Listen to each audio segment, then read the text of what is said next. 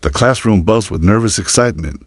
Students shifted in their seats, triple-checking their notes and poster boards. The science fair judges, the school board members, and a local engineer from Halcyon Tech were due to arrive in 15 minutes.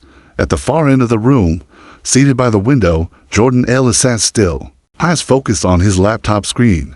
His project, Predictive Algorithms for Urban Evacuation During Climate Disasters, was loaded and ready, graphs gleaming in soft blue hues. It had taken him 3 months and over 1,200 lines of code to finish. Jordan adjusted the sleeves of his pressed shirt and took a deep breath.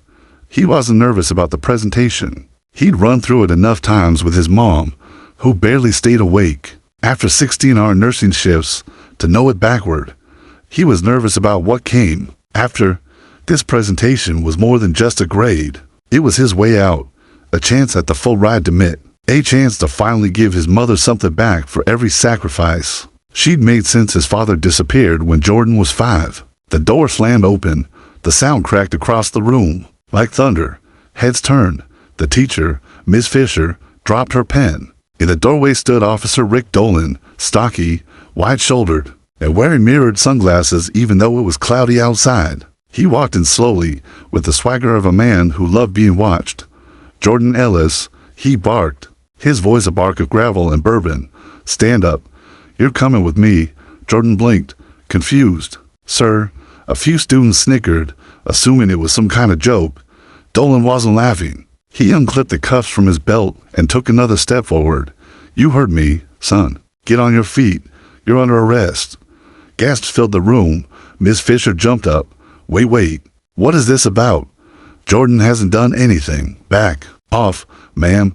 Dolan snapped without even looking at her. "This is official business. Ellis is a flight risk."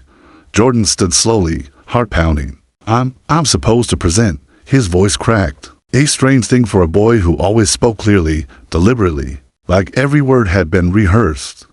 Dolan grabbed his arm and spun him roughly, pulling his hands behind his back. "You'll have plenty of time to present in front of a judge," he sneered. The cuffs clicked into place. "Should be fun."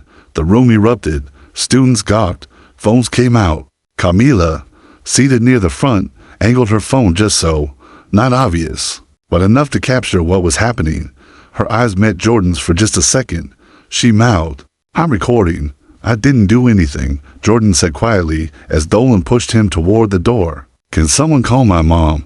Please, she works at Mercy General. She's on shift until midnight. She'll get the message," Dolan growled, tightening his grip. "You'll have lots of time to talk in county," Jordan stumbled. As they left the classroom, the hallway stretching endlessly ahead. Other students peeked from their doors, whispers rising like wind. "Isn't that the Ellis kid? Honors classes? Dang, what did he do? Probably drugs. They always hide it well." Officer Dolan made sure they walked slow, made sure everyone saw. Jordan kept his eyes down, his cheeks burning, the cuffs biting into his wrists. He didn't know what was worse, the rest, or the silence of those who looked away. He turned once, just before the hallway bent, and caught a final glimpse of the classroom. His project still sat on the desk, screen glowing. The laptop's cursor blinked beside the words, "System ready." The cruiser ride to the station was cold and silent. Officer Rick Dolan didn't say a word as he drove. Chewing gum was slow, deliberate bites like it was someone he hated. Jordan sat in the back seat, hands cuffed behind his back, knees pressed together, the metal divider in front of him fogging slightly from his breath. Every few seconds, the car would hit a bump and the cuffs would dig deeper into his wrists. Outside, the streets of Brookhaven passed in a blur. The same blocks Jordan walked to school. The same bus stop where he'd helped an elderly neighbor carry groceries. The same diner where he and his mom had split pancakes when she had a rare Sunday off. Now those streets didn't look like his city anymore. They looked like a trapped dot at the precinct. Dolan yanked the door open and hauled Jordan out without warning. The sidewalk was slick with rain, and Jordan nearly slipped as his sneakers hit the pavement. Reporters weren't there yet, but the other officers were waiting, young, white, unsure. They watched Dolan like he was some minor god whose anger they feared more than their conscience. Inside, the booking officer barely glanced up as Jordan was fingerprinted. The ink was cold, the paper rough. Dolan leaned against the wall with arms crossed, amused. "You know," he said lazily. I've seen your type 100 times. Smart mouth, straight A's, whole future ahead of you. But under all that, just another street kid who thinks he can outwit the system. Jordan looked up at him, jaw tight. I didn't do anything. Dolan chuckled. They all say that. You're not special. The camera flash burned white as they snapped his mugshot. Afterward, they locked him in a holding cell the size of a walk-in closet. Concrete bench, metal toilet, no window, no clock. Just Jordan, his thoughts, and the quiet hum of a broken fluorescent light that flickered every 10 seconds. He stared at the wall for what felt like hours. His hands tingled from the tightness of the cuffs earlier. His brain raced in circles, chasing questions that had no answers. Why me? Who said I did it? What if nobody believes me? He thought of his mother, Vanessa. She wouldn't even know until her break. Maybe not even then. Her phone was always off during double shifts. He imagined her standing at the hospital counter, staring down at her screen in horror. Then he thought of the necklace. It was gone now. Probably in some evidence bag with a number on it. His father had given it to him when he was 5. The only thing he had left of the man. Inside it, a tiniest inscription. Observe, remember, endure. His father had vanished from their lives when Jordan was too young to ask why. Vanessa had said only this. He left to keep you safe. Jordan used to think that meant abandonment. Now, he wondered if it meant something else entirely. Time passed. Eventually, a tall woman with tired eyes and a satchel bursting with files appeared at the bars. Her name was Rachel Vance. She introduced herself with a voice that was calm but cut through the haze like glass. Jordan Ellis, she said. I'm your attorney. Jordan sat up straighter, startled. They gave me a lawyer? No, she said. You were supposed to get a public defender sometime next week. But I saw your name come up in a docket, and I requested the case personally. Why? Jordan asked, studying her face. She paused, because something about this stinks. I've handled over 300 juvenile cases, but this, she glanced around the holding cell. Then back at him, feels like it's been prepared in advance. A clean kid, mid-bound, no priors. And suddenly you're the only suspect in a violent gas station robbery 3 miles from your house? Jordan's brow furrowed. I've never even been to that gas station. Rachel nodded, and yet they claimed their surveillance footage no one has seen yet. No body cam, no witnesses willing to testify. Just an officer's word and a few pieces of circumstantial trash. Do you have any idea why someone would want to frame you? I don't, Jordan said. Unless it's about my dad. She sat up straighter. What do you mean? Jordan swallowed. I don't know where he is. I don't know what happened to him. But before he disappeared, he made me promise to always wear that pendant. Said if anything ever happened, if I was ever in trouble, to remember what he taught me. What did he teach you? Rachel asked. Jordan looked down at his hands. To stay calm and observe everything. Rachel watched him for a moment longer, then leaned forward. Do you trust me, Jordan? He hesitated, then gave a slow nod. Good, she said. Because if someone's coming after you like this, we're not just defending your innocence. We're going to find out who wants you silenced, and why. At that same moment, in a quiet room inside the precinct, Officer Rick Dolan stood with a phone pressed to his ear. His smirk was gone. Now, his jaw clenched. Yes, he's in custody, he muttered. No, the necklace has been booked. The field's locked. A pause. No, there's been no sign of the father. We still believe he's dead. Another pause. Then Dolan's voice lowered, almost reverent.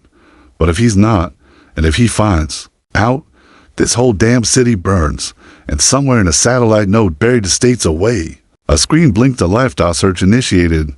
Jordan Ellis, detained. Target proximity alert triggered. Subject 1. Status. Waking.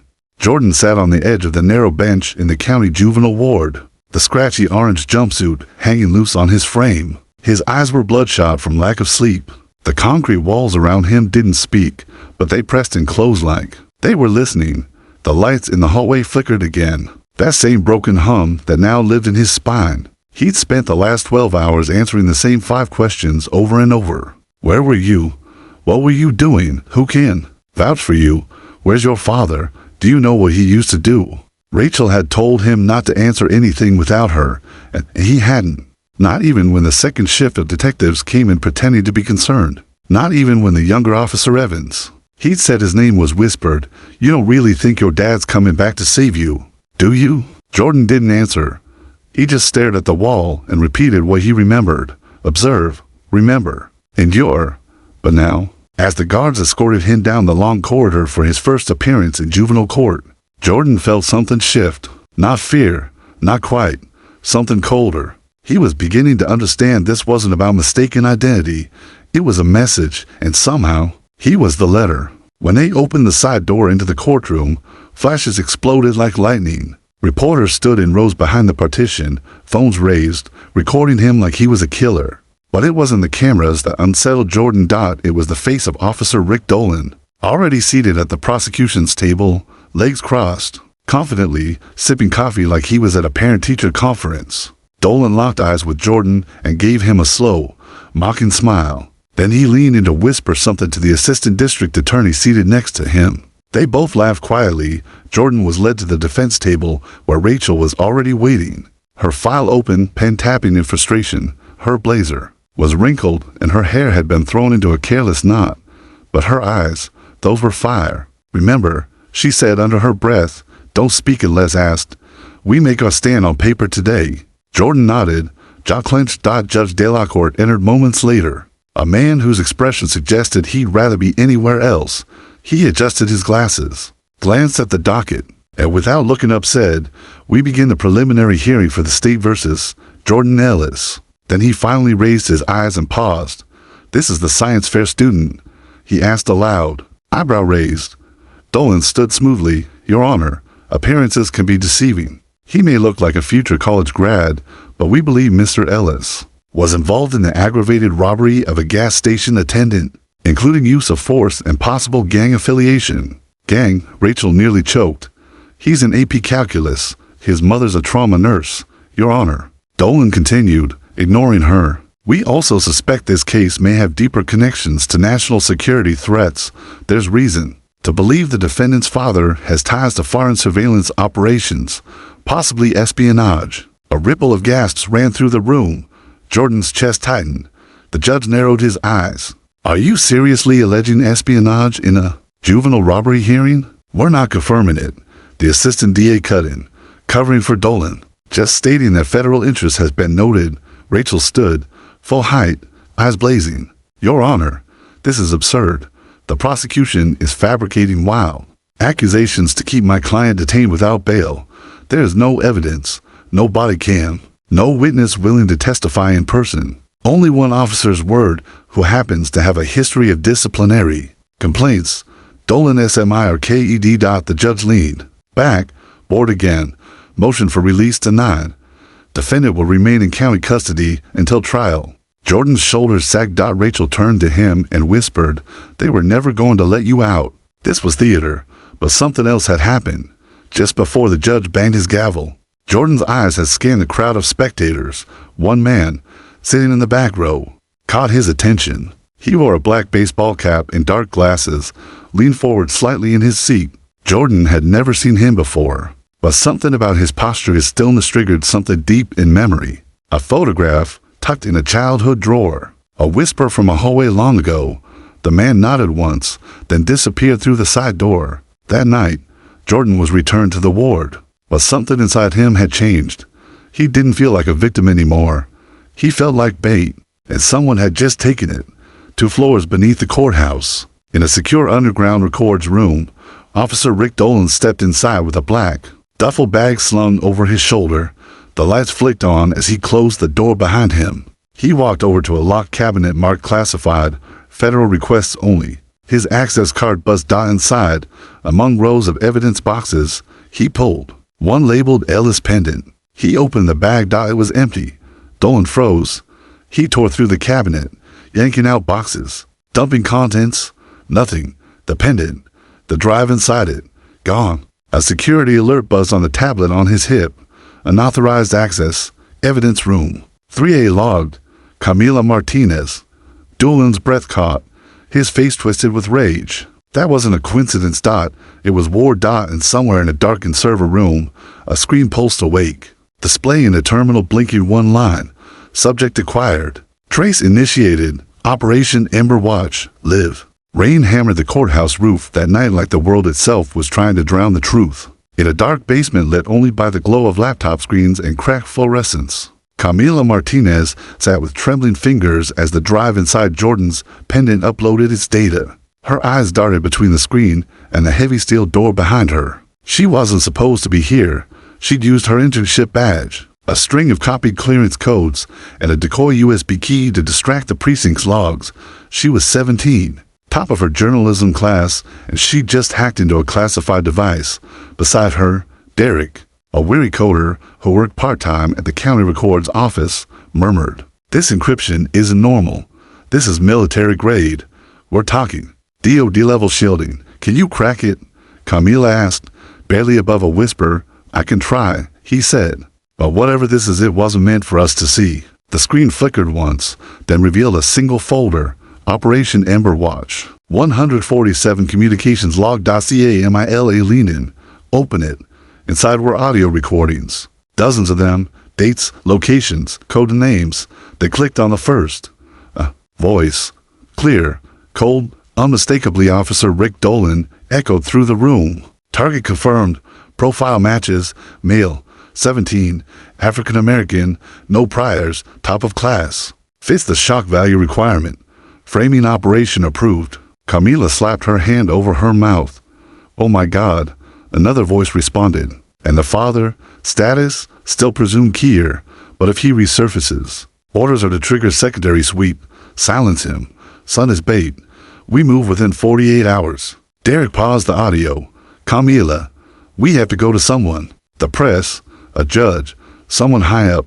But Camila shook her head, pulse racing. "Not yet. If this gets out too soon, they'll kill him, or his dad, or both. We need help." Somewhere across the city, Jordan sat alone in the juvenile wards. Tiny library, its fluorescent lights flickering above crumbling encyclopedias and outdated law books. A guard stood by the door, yawning. Jordan's arm still throbbed from where the cuffs had bruised bone. His face still stung from court, but his mind was sharper than ever. He stared at a blank piece of paper and began sketching from memory a timeline, names, symbols. The man in the courtroom, Dolan's lies, his father's last words, and the pendant. It wasn't just a keepsake dot, it was a message. He turned the paper over and began decoding the etching from the back of the pendant. The one only visible under. Heat, IR E27, GHOST, 103.13. It wasn't a date dot, it was a protocol dot, and Jordan had just triggered it. Miles away, in a dim apartment above a jazz bar no one remembered existed, Isaac Ellis watched the news in silence. The footage of his son in court played again. Orange jumpsuit, head held high, jaw tight with the same quiet fire Isaac had once seen in his own mirror. The crawl on the bottom of the screen read, "High school senior accused of armed robbery. Court denies bail again." Isaac's fingers curled into fists. A burner phone buzzed on the desk. He answered without speaking. A mechanical voice said, "Trace confirmed. Subject 113B Jordan Ellis compromised. Operation Ember Watch active." Isaac's voice was a whisper. Then it's time. Back at the courthouse, Rachel Vance sat in her office buried beneath motions and security memos. Her hands shook as she replayed the footage Camila had sent, the audio files from the pendant. The corruption was beyond what she'd imagined. This wasn't just one bad cop. It was systemic. It was profit-driven, and it was federal. She locked the door, then pulled out a sealed envelope she'd never opened. The return address was blank, but the handwriting had once caught her attention, slanted, almost military. It had arrived weeks before Jordan's arrest. She'd thought it was a scam, a prank. Now she tore it open. Inside was a photo of Jordan as a child, maybe 5, sitting on a bench beside a tall man with shadowed eyes and a scar down his jaw.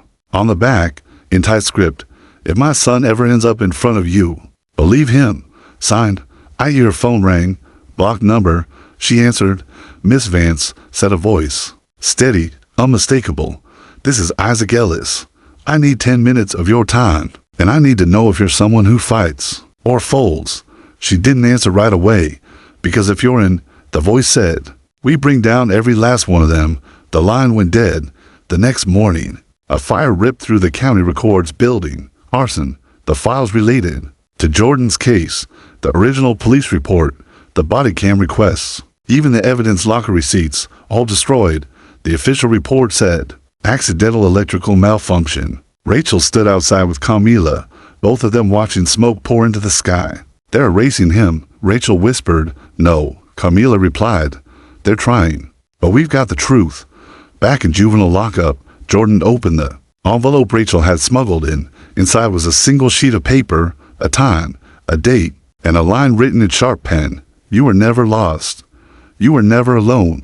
Keep watching. Beneath it, a name, Isaac Ellis, agent, Operation Amber Watch, status, reacquired. Jordan leaned back against the cold wall, breath shaky, chest rising. Everything was changing. And somewhere, in a boardroom buried deep beneath, the Department of Public Security, a group of men watched Isaac's reappearance on their surveillance feed. One of them stood, voice flat, cold, protocol shadowfall is now authorized. Another replied, what about the boy? Doesn't matter. They all looked to the screen again, except it did, because that boy was now awake, and the ghost was coming home. The morning of the emergency evidentiary hearing broke under a sky as gray as smoke. Heavy clouds gathered like spectators over the city, low and brooding, inside Courtroom 5B. The tension was heavier than the air. Journalists jammed every seat. Federal observers stood against the walls. Uniformed officers flanked every exit. It wasn't just another juvenile proceeding. It was a reckoning, and everyone could feel it. Jordan Ellis, wrists shackled, was led through the back door. His eyes were alert, sharp. He didn't flinch at the cameras, the whispers, the weight of the world pressing down. He walked taller now. He had to, across the aisle. Officer Rick Dolan sat smug, still in uniform, arms folded. His lawyer whispered something to him, but Dolan didn't seem concerned. He looked at Jordan like a man looking at a fly on his windshield. An inconvenience, not a threat. Judge Delacourt entered, but the court didn't settle. The usual bang of the gavel couldn't pierce the storm rising just below the surface. Rachel stood. Your Honor, she said, voice steady but forceful. The defense moves to introduce newly uncovered evidence, including federal audio surveillance demonstrating a coordinated conspiracy by Officer Dolan and others to frame my client, Jordan Ellis. Delacourt raised a skeptical eyebrow. Conspiracy, yes, Your Honor. Operation Amber Watch. A visible shiver moved through the courtroom, like a breath caught in everyone's chest. Rachel continued, we will also show this officer has falsified arrest reports, planted evidence, and abused his authority as part of a broader domestic targeting initiative motivated by both profit and prejudice. Your Honor, objection, Dolan's lawyer barked. This is a desperate smear campaign, overruled. Delacourt said slowly, eyes narrowing. Let her speak. Rachel walked to the center of the courtroom, placed a speaker on the podium, and clicked play. The audio was crisp, clear. Target confirmed, clean background, strong optics, arrest approved. His father, if he surfaces. We eliminate the liabilities in one sweep. Dolan's face drained of colored dot gasps filled the courtroom. A woman in the back sobbed softly. Who authorized this? The judge asked. Rachel looked up from her file, her voice low and sharp. We believe this operation codenamed Amber Watch was part of a covert surveillance and destabilization program designed to criminalize select individuals for public consumption and gentrification projects. Judge Delacourt rubbed his temples. Who's your source? Rachel glanced at the back of the courtroom. He's here. The doors opened. Every head turned. A man stepped through the threshold, dressed in a black suit that fit like armor. His gait quiet and deadly. His skin was weathered, eyes unreadable behind wire-rimmed glasses, a faint scar traced down the side of his cheek like lightning on a battlefield. Jordan froze. He didn't breathe. Rachel whispered, Your Honor, this is Agent Isaac Ellis, Jordan's father. Time seemed to fracture. Dolan stood violently, knocking over his chair. He's dead. He was listed Kier. Isaac didn't even blink. Reports of my death, he said quietly, were useful. Gasps turned into silence so thick, it rang. Judge Delacourt's mouth opened, but no words came. Isaac stepped forward, handed over a sealed file. This contains documented communications, bank transfers, chain of command charts, and evidence logs tracing Operation Amber Watch across 6 states. My son was a target to draw me out. Now I'm here. You've drawn me. Rachel stepped back, stunned even though she'd known, even though he'd warned her, even though the night before He told her this would be the moment that cracked. The city. Jordan couldn't speak. He stared, wide-eyed, at the man who had been a shadow in his childhood, a myth in his mother's eyes, a ghost in his own name, and now he was flesh, bone, armor, and anger. Dolan's voice trembled for the first time. You were CIA. You're not even supposed to be here. This is illegal. So was my son's arrest. Isaac cut in, his voice low thunder. So was planting evidence. So was erasing surveillance footage. So was threatening minors and burning records. Judge Delacourt stood. This court will recess immediately while I review these materials. Too late, said Isaac, not loud, just firm, because outside this room are 50 reporters and 5 federal observers, all with copies of what I just handed you. There's no walking this back. Rachel turned to Jordan, but Jordan was already standing taller and smiling, because Dolan, for the first time, looked afraid. That night, news stations ran the story across the country. Dead CIA operative returns to expose police conspiracy. Teens arrest unravel secret targeting program. The boy, the badge, and the ghost. But Jordan didn't watch. He sat in a small interview room at the precinct with Isaac. No cameras, no wires, just 2 chairs and 12 years between them. I thought you left us, Jordan whispered. Isaac nodded slowly. I had to vanish to keep the truth alive. But I never left you, not once. Jordan's eyes stung. He looked down. Why me? Because you were bright, good, clean. You were everything they needed to destroy hope. They thought if they crushed you, they'd scare everyone else into silence. He reached into his coat and handed Jordan a worn photo, the same one Rachel had found. Jordan and Isaac on a bench, smiling. I've kept every file, every assignment, every message, Isaac said. But this, he tapped the photo. This is the only mission that ever mattered. Somewhere, far away, a red phone rang inside a government building. Because ghosts were never meant to rise. And now one of them had a son, and he was just getting started. The Department of Justice didn't call it a raid. They called it a federal intervention.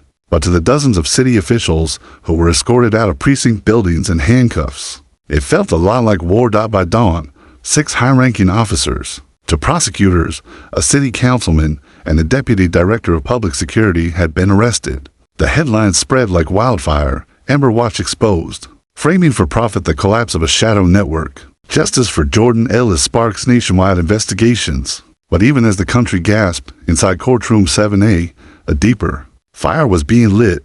Jordan Ellis stood before the bench, now in a suit, not a jumpsuit. His wrists were free, his back straight. The chain around his neck shimmered under the collar of his shirt, the same pendant that once carried the recording that detonated an empire of lies. Next to him, Rachel Vance held the thick, compiled case file, now evidence in a federal civil rights lawsuit against the city. Across the courtroom, Officer Rick Dolan sat in a different seat now. Defendant. His face was hollow, cheeks sunken, hands trembling. His badge had been stripped, his gun revoked, his uniform traded for a federal Detonese gray. The once smirking wolf had become the hunted. Judge Celine Rourke, brought in from the federal circuit to ensure an untainted review, adjusted her glasses and addressed the court. This court has reviewed every file, every audio log, every sealed communication uncovered by Agent Isaac Ellis and corroborated by independent forensic experts. She turned to Dolan. You used your badge not as a shield to protect, but as a blade to target. You manipulated data, destroyed evidence, falsified charges, and coordinated an unlawful entrapment operation, not only against this young man, but against over 100 others. The silence was brutal. I sentence you, she continued, to 45 years in federal prison, no parole, no early release, and I refer this court's findings to the International Commission on Human Rights for further investigation into state-sponsored civil targeting. Dolan opened his mouth, but nothing came out. He was already gone. That evening, Jordan stood on the steps of the courthouse, facing a crowd of cameras and protesters. But they weren't there to protest him anymore. They were there to listen. He took the mic with calm, measured grace, his voice clear, his hands steady. I spent 13 days in a concrete cell for a crime I didn't commit. I was framed because I was smart, quiet, and black, and someone thought that made me dangerous. He paused, letting the weight of those words land. But what they didn't know is that I had people. A mother who worked herself raw to keep me in school, a best friend who risked everything to share the truth, a lawyer who didn't give up, and a father. He glanced to the edge of the crowd. Isaac stood there, no tie, no shield, just a man watching his son carry forward the mission, a father who was willing to burn down every lie, to give me one chance at the truth. The applause rolled through the plaza like thunder. Over the next few weeks, the fallout was seismic. Federal task forces were dispatched to 14 additional cities flagged in the Ember Watch files. Civil suits launched in waves. A whistleblower hotline flooded with calls. The DOJ created a dedicated unit for systemic targeting and entrapment crimes. And at the center of it all, Jordan Ellis. 3 months later, Jordan returned to Jefferson High, not as a student, but as a keynote speaker. He walked through the same halls he'd once been dragged out of in cuffs. Now every student turned to greet him with awe, and every teacher paused to thank him. Inside the auditorium, he took the stage wearing his mint hoodie, his voice stronger than ever. I used to think intelligence was my shield, that if I worked hard enough, kept quiet enough, stayed invisible enough, the world would treat me fairly. He said I was wrong. He let the silence settle. But I also learned that the truth doesn't live in silence. It lives in people who refuse to stay quiet, people who ask questions, people who break systems instead of letting them break us. In the crowd, students leaned forward, eyes wide. Cell phones captured every word. I was never meant to survive that arrest, Jordan said, but I did, and now I'm going to build a system where kids like me never have to survive the unthinkable just to be believed. That night, back at home, Jordan found an envelope waiting for him on his desk. No stamp, no return address, just a seal, black wax pressed with the outline of a phoenix. Inside, a single slip of paper, mission complete, your turn. It was unsigned, but Jordan didn't need a signature. He slipped the letter into his drawer beside the pendant.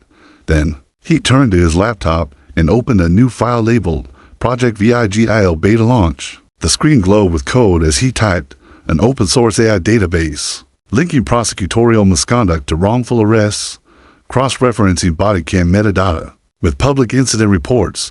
If they target one of us again, we'll know before they do. Somewhere, deep in Langley, a secure terminal blinked once.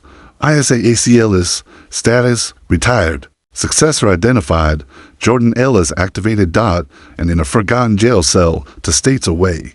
A 16-year-old black teen looked out through steel bars. Arrested the nights earlier for a robbery he didn't commit.